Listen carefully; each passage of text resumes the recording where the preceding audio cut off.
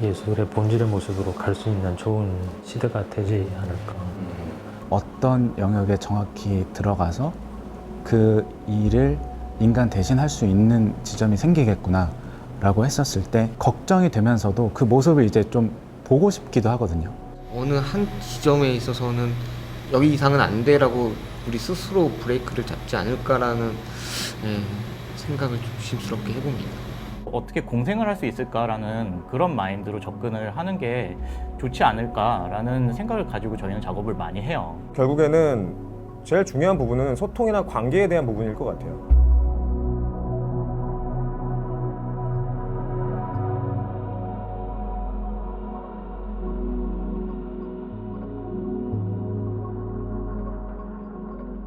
네, 안녕하세요. 저는 제로원 크리에이터 박성민입니다. 현재 전자음악, 사운드 아트, 오디오 비주얼레이션 분야에서 활동을 하고 있습니다. 저는 미술과 양아치죠. 뭐 AI, 모빌리티, 스마트 시티 뭐 이런 주제를 다루고 있죠. 그런 거를 생각하고 시각화하는 일을 하고 있다고 생각합니다. 안녕하세요. 러블랩의 홍면수 작가입니다. 저는 신원백 작가입니다.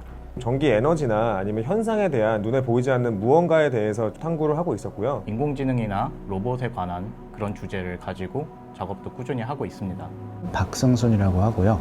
저는 주로 전자음악 작곡을 하면서 동시에 작업이라든지 프로젝트들을 통해서 계속 실험을 해오고 있습니다.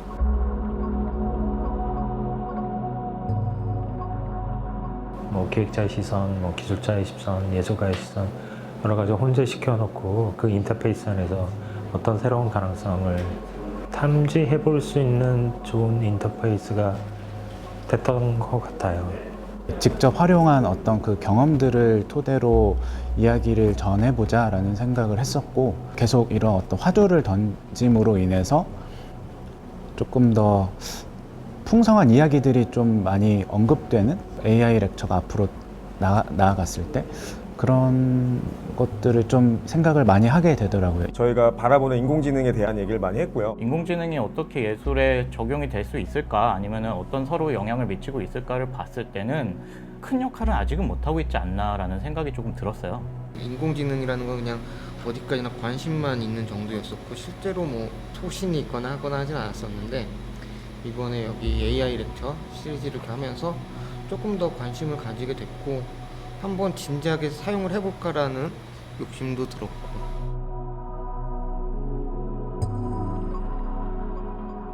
사람들이 입체적으로 이제 어떤 환경의 소리들을 그 경험할 수 있는지를 계속 프로젝트와 연구를 진행을 하다가 보니까 딥러닝 알고리즘이라는 게 최적화된 것 같아서 이제 그때부터 태스크를 해결하기 위한 최적의 솔루션이다 라고 생각을 했었던 게 이제 기억이 납니다.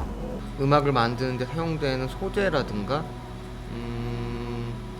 여러 가지 파라미터들을 제어하는 용도에서 인공지능을 사용하는 수준인데 지금은 어떤 이 인공지능을 이용해서 어떤 내 작품을 만든다기보다는 일종의 테스트 개념인 것 같아요. 저희가 제일 처음 했던 작업은 뿌따아이라고 하는 인공지능 로봇인데요. 로봇 윤리 현장이라는 그런 내용을 비소탕으로 깔고 있고요. 윤리 강령이라고 해야 되나요? 그런 것들이 발표가 되고 있어요. 그거를 어떻게 하면 사람들한테 알리고 어떤 식으로 작업으로 풀 수 있을지 고민을 하는 와중에 얼굴 표정에 따른 감정을 분석을 해서요. 결과적으로는 그 어떤 한 메시지를 전달해주는 로봇을 만들었었거든요. 그래서 그 작업을 시작으로 그 인공지능을 이해하려고 하는 작업이 될 것 같다는 생각이 드네요. 비단 AI 문제뿐만 아니라 스마트 시티, 커넥티드, 모빌리티, 뭐 에너지 등등등 이게 이런 복합적인 문제에 대해서 우리가 얘기를 해볼 필요가 있는데 그래서 셀리란 제목으로 3부작의 영상 작업을 할 것 같아요.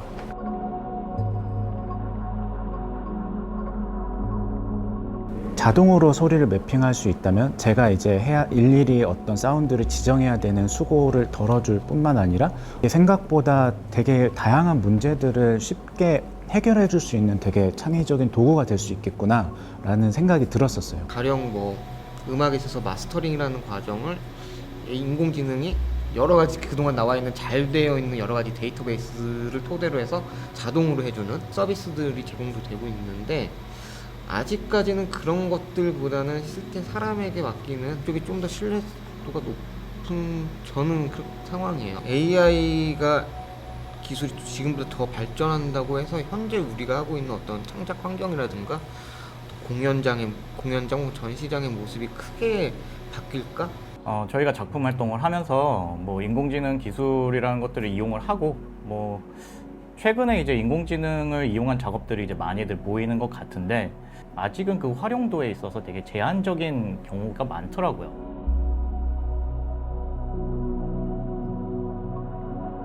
신체를 활용해서 하는 행위들, 어떤 장르에 있어서는 이 기계가 막 엄청나게 큰 영향을 줄 거라고 생각하지는 않거든요. 근데 이제 걱정이 되는 지점은 컴퓨터로 작업하는 것들, 오퍼레이터가 필요 없다면 저 스스로도 되게 이제 위험한 직종이라고 생각을 하거든요. 사진이 나오면서 미술에는 이제 더 이상 뭐 미술을 하는 이유가 없다. 막 이런 식으로 부정적인 태도를 가진 사람들이 있었고 그거 때문에 또 새로운 사조가 나타나고 새로운 그림체도 나타나고 그랬던 것처럼 지금도 약간 그런 시기가 아닌가. 본래 예술과 기술이 뭐 원래가 하나였기 때문에 뭐 구별할 수는 없다고 보는데 굳이 구별이 진 데이터고 생각하는 시대니까 최대한 이게 원래 하나인 것처럼 빨리 그 자리를 잡아야 될 것 같고 개인적인 생각으로는 굉장히 자연스럽게 들어오고 받아들이게 될 것 같다는 생각이 들어요. 지금은 그렇게 진지하게 받아들이고 있는 어떤 하나의 어떤 흥미라든가 어떤 막연한 공포라든가 정도이지 머지않아 이제 눈에 보이는 귀에 들리는 성과물들이 나올 거라고는 생각은 해요.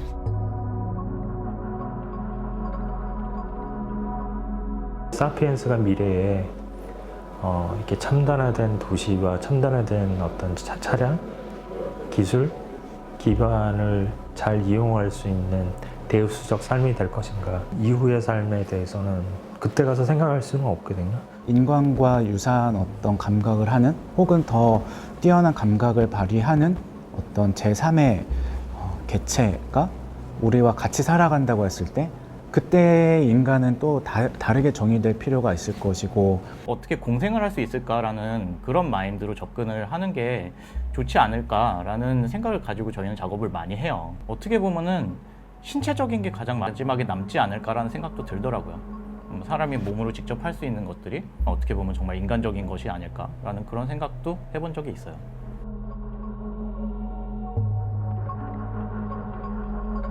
저는 이제 AI가 특별히 기술의 어떤 상징성을 가진다고는 보지는 않거든요. 현재로서 이제 기술 담론이 그걸 주도하니까 바로 그것을 이제 예술적 지위를 주기는 하죠.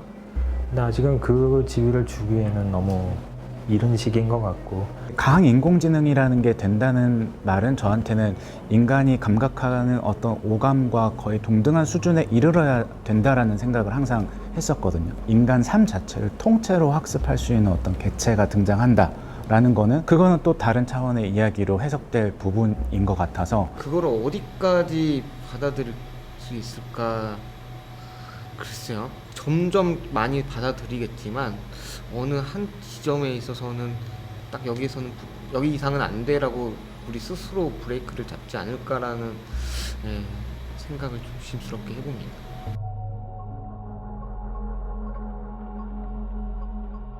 수많은 자기 신체 가운데 자기 뭐 이런 되게 본질적인 문제를 다시 검토를 할 것 같고 그 안에 자기의 어떤 신체의 입체적인 모습을 확립이라고 해야 될지 그런 구성의 힘이 저는 예술밖에 없다고 생각하고 있고 그래야만 된다고 생각하고 있어요. 인공지능 시대가 오더라도 먼 미래가 되더라도 하더라도 어떤 예술의 가치라든가 사람들이 생각하는 의미는 변하지 않을 거라고 생각하고 변하지 않았으면 좋겠다라는 개인적인 바람도 있어요. 어떻게 변할지는 누가 알겠어요. 그냥 저희는 작품으로 어떤 새로운 기술이랑 앞으로의 미래가 좀 인간한테 이로운 방향으로 갔으면 좋겠다. 점점 더 예술의 본질의 모습으로 갈 수 있는 좋은 시대가 되지 않을까. 대상에 대한 소통이나 관계가 좀 더 친밀해진다면은 결국에는 공생이 될 거고 그 다음에 함께 가는 그런 아름다운 미래가 될 수도 있지 않을까라는 생각이 드네요.